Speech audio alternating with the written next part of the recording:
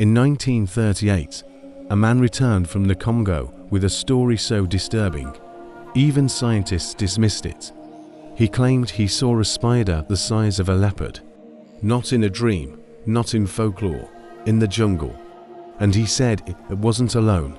Now before you roll your eyes, there's something strange about this region.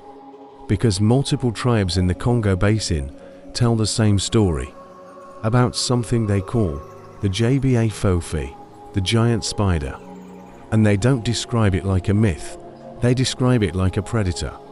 According to local accounts, it builds nests between trees, webs thick as rope, structures so strong they can trap birds, even small antelope, and when it hunts, it doesn't chase, it waits. The explorer who reported it said he found something in the forest, not the spider, the web. He described strands nearly an inch thick, suspended between trees. But here's the part that unsettled him the most. There were no insects in it. Only bones. Now, modern biology tells us something important.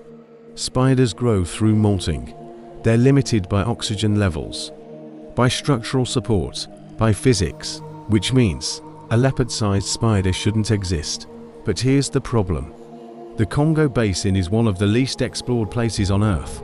Millions of square miles of dense jungle. Regions even satellites struggle to map. And new species are still being discovered there every year. In 2009, villagers in a remote region reported livestock disappearing, not dragged away, not torn apart, found suspended, wrapped, drained, and when they tracked the webbing, it led upward, between two massive trees, 30 feet above the ground. Now this is where the legend turns darker, because tribes don't just say it hunts animals, they say it watches people. They warn children never to wander alone at dusk. They say if you feel like something is following you in the trees, don't look up, because if you see it, it's already too late. But let's get rational. Could this just be exaggeration? A misidentified species? There are giant spiders in Africa.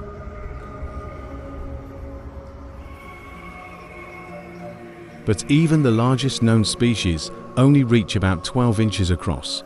Not leopard-sized, not antelope hunting. So where did this story begin? The first documented mention came from missionary Arthur Symes in the early 1900s. He wrote about natives avoiding a specific forest clearing. He described massive webs between trees and claimed locals believed something large lived there. But here's what he didn't do. He left. In 1998, cryptozoologist William Gibbons claimed to have interviewed locals who insisted the JBA Fofi still existed. They described it as brown or black, 8 legs, a body nearly 3 feet long, and webs strong enough to stop birds mid-flight. Now most scientists dismiss this entirely. But cryptozoologists point to something interesting. Arthropods were once enormous. During the Carboniferous period, dragonflies had 2-foot wingspans. Millipedes were the size of crocodiles. So the idea of giant arthropods, not impossible historically, just not supposed to exist now. Imagine walking through jungle so thick the light barely reaches the ground, the air humid, the sounds constant, and then silence. No insects, no birds, no wind, just trees. And something strung between them. Some locals claim the spider doesn't just rely on webs. They say it moves silently along branches and drops from above. That the reason so few bodies are found is because the jungle swallows everything.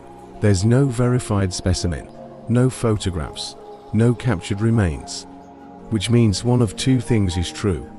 Either it's nothing more than layered folklore, or it lives somewhere humans rarely survive long enough to document. The Congo Basin still hides uncontacted tribes, unmapped territory, undiscovered species. And sometimes the scariest question isn't, is it real? It's, if it was, how would we ever know? So next time someone says giant spiders are impossible, remember this: the jungle doesn't care what we believe.